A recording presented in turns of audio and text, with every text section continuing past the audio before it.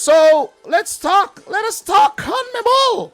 10 teams taking part in CONMEBOL World Cup qualifiers. And the 10 teams are Argentina, Bolivia, Brazil, Chile, Colombia, Ecuador, Paraguay, Peru, Uruguay, and Venezuela.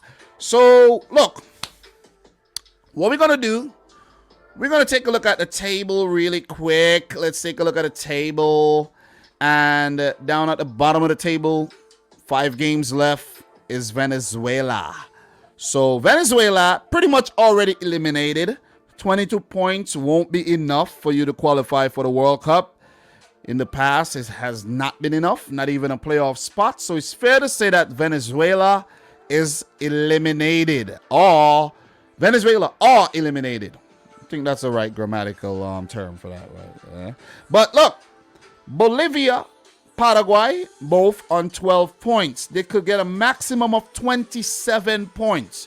27 points is enough.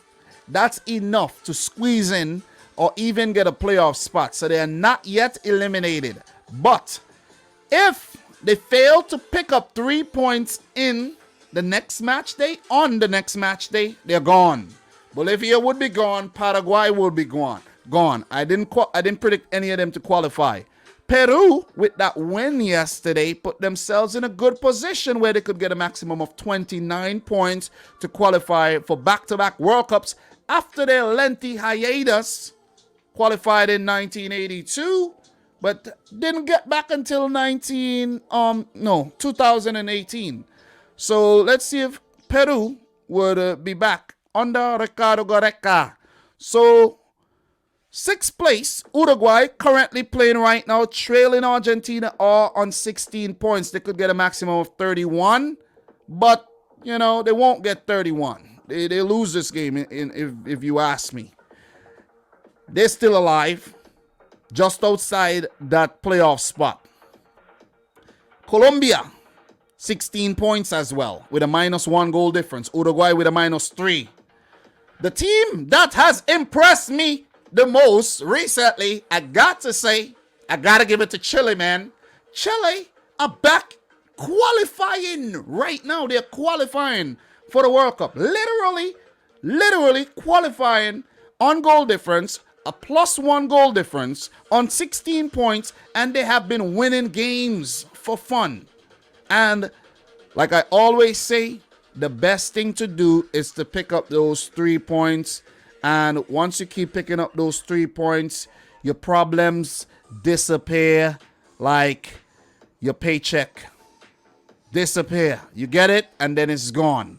You see what I'm saying? Yeah, for people like me who don't get paid, you know, thousands upon thousands every week like others, you know what I mean? You know, so I know you could relate. You're watching this right now. You could definitely relate.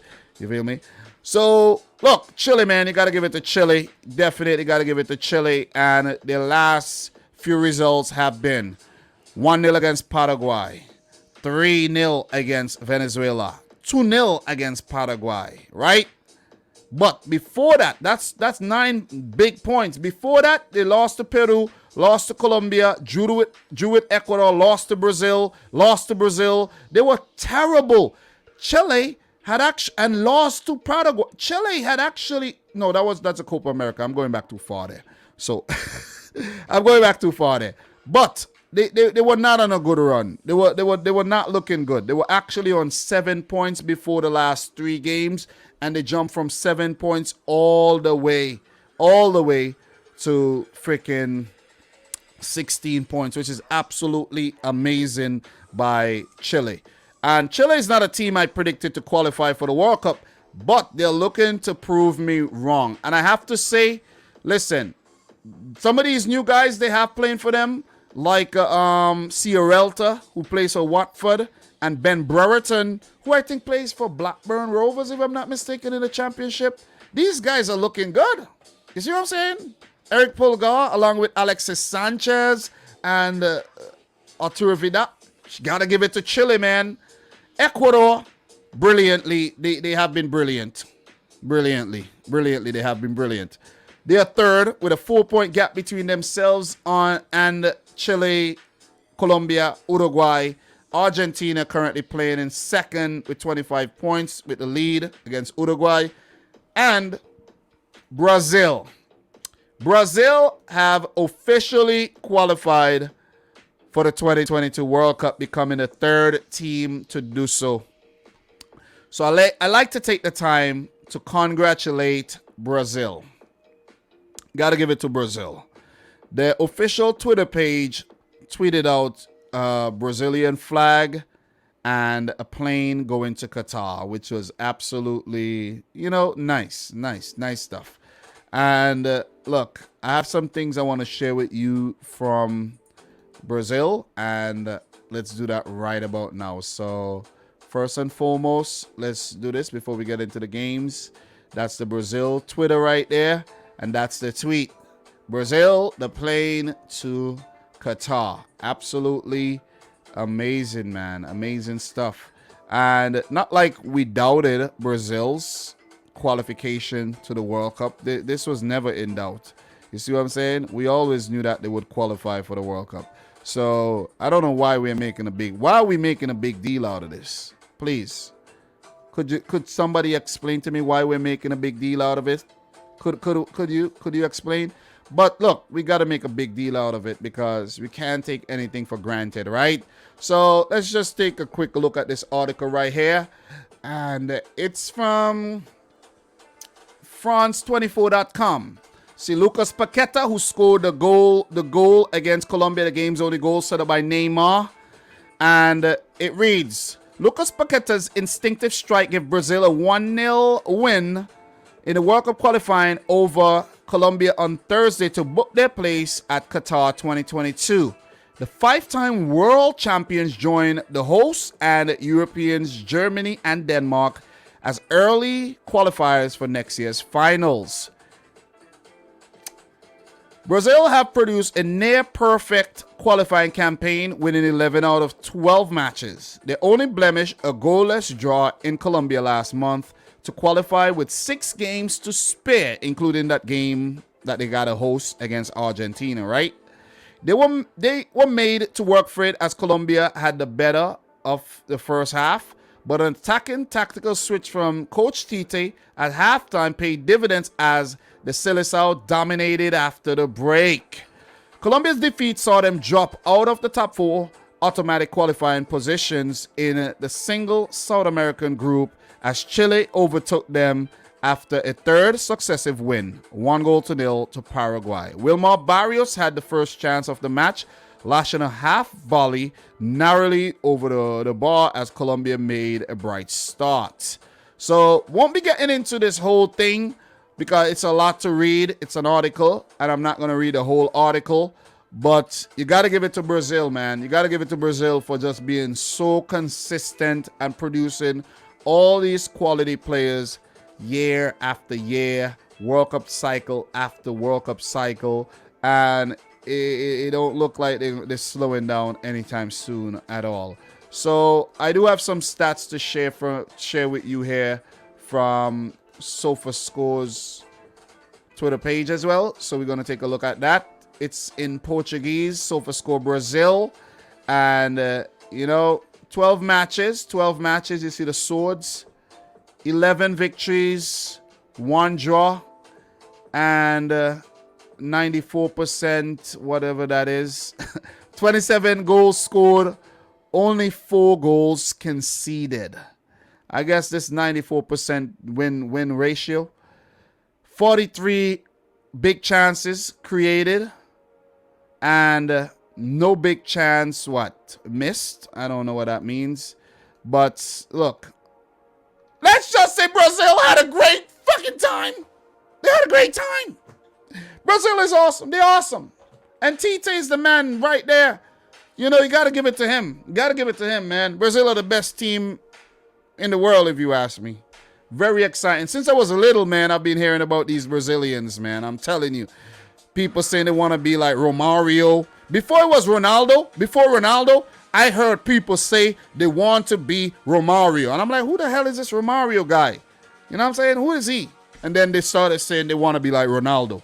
So you got to give it to Brazil, man. They have been awesome. And they qualify for yet another World Cup final, this time hosted by Qatar. So let's see if they're going to go on to win that one to make it their 6th victory in of all time. So let's go back to the website here. Let's go back to the website. And congrats to Brazil again. Well, we don't want to talk too much about Brazil because they themselves expected to qualify. You know what I mean? It's whatever. It's not a big deal. Imagine Brazil struggling here to qualify. Yeah, that would be one hell of a World Cup qualifiers, right? So, look, let's get back down to the games really quick. Get through the games, and then we'll move on to UEFA. Okay, so there's a lot more days coming up where we'll discuss these things, and we don't want to, you know what I mean, spend a whole hour doing it. So, look, scroll down to the matches right now. Venezuela lost a 0-0 to Ecuador. So, congratulations to Ecuador on their great form. And in that game, we had a 41st minute goal by Piero Hinsapi. And Ecuador held on. They have been very, very convincing. If they could pick up 2 more victories, they will for sure get a place at Qatar 2022. So congratulations to Ecuador. They have been doing a damn fine job. Got to give it to them. And you know what we got to do? We got to shout out. We definitely got to shout out the manager, man. Gustavo Alfaro. Got to give him a shout out. Usually, we don't tend to give the coaches a lot of credit. We talk more of the players and, you know what I mean, Messi and Neymar. But we got to give the managers a lot of credit because they're the ones, you know what I mean, moving the pieces. Remember, it's chess, not checkers. You know what I'm saying? This thing is very, very complicated, and you got to give it to the managers there. So Venezuela pretty much eliminated, if you ask me. And it would take something really weird for them to actually qualify, where everybody else would need to start drawing their games and they would win their games and they would leapfrog, you know, the likes of Chile, Colombia, and Uruguay. But that's not going to happen. You know what I mean? Never say never, but that ain't never happening. So Chile won, Paraguay 0. Alexis Sanchez in the 56th minute. I didn't actually get to see this goal, but I heard it was an Olympic goal, straight from a corner. Straight from a corner. So congratulations to Alexis Sanchez there. I did see something that was saying it was an own goal, you know, but let's see if the official FIFA website give it to Sanchez. Well, they ain't giving it to nobody there, as far as I could see.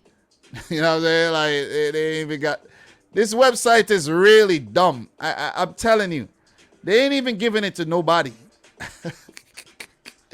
They got the goal given to nobody. And you guys think I'm joking with this website? This website is actually a joke itself. You see? So, Alexis Sanchez in the 56th minute. And Chile held on for the win. So, look, man. Look. Since I didn't actually get to see the goal, let me see if I actually get to see the goal right now. You know what I mean? Let me see something. Let me see if I get to see this goal really quick. You know what I mean? I could find something with this goal. All right, let me see. All right, nothing with the goal. Yeah, I'll have to search deep. I ain't going to look crazy. Yeah, but I heard it's from a corner, though. So, that goal is nowhere on the... Let me see something. Alexis. All right, so bear with me, guys. Bear with me. Remember, no pressure here. No pressure. No pressure whatsoever. Yeah, there's nothing on the goal that I could see it really quick there. So, yeah, good win for Chile nevertheless. Brazil 1, Colombia 0. Lucas Paqueta with the goal. And this guy Paqueta, though, you know, people don't really talk too much about him. You know what I mean? He's not really the biggest name, but he's just showing up for Brazil time and time and time again. And Tite likes him. He's starting every game. Tite likes Fred as well. Likes Casemiro too. And Paqueta just shows up. You see what I'm saying? He just shows up. Rafinha started the game? Oh, yeah. I thought that was Thiago's brother, Rafinha. I was like, what? Anyways. Yeah, because Rafinha is actually spelled different than the way they have it here. But, yeah, man. Good win. They had to fight for it. Neymar chest bumped the referee, didn't even get a yellow card or anything for it. He did pick up a yellow card in the game, but there was a lot of crying and protesting to the referee. I hate that about South American games, though. They're always crying for some reason about every single decision made, though. You see what I'm saying? It's a good thing they have VAR down there. If they didn't have VAR, somebody would have got shot. Believe me. I'm not just saying that. That will definitely happen in South America. So, hard-fought win there for Brazil. Colombia did put up a good showing. And it would be sad if this very talented Colombian team does not qualify for the World Cup. Because right now, one of Chile, one of Colombia, or Uruguay are going to miss out. Because Ecuador, it looks like Ecuador are not letting up on that third place spot, and they're going to keep picking up them results. But trust me, guys, next year, things are going to get very, very, very, very crucial. I think that's January, February games are going to come up. Things are going to get very, very crucial, man. Look, AFCON is coming up in January, February. There's going to be World Cup qualifiers, man. Oh, man, we love international football here. Everybody who's in here right now, I know you love international football. So, yeah, good win for Brazil. But I got to talk some more about Rafinha. I got to talk some more about Anthony. These guys are going to be, well, they're already stars in the making, but they're going to be big. These guys are going to be big, man. You know what I'm saying? They're going to be huge.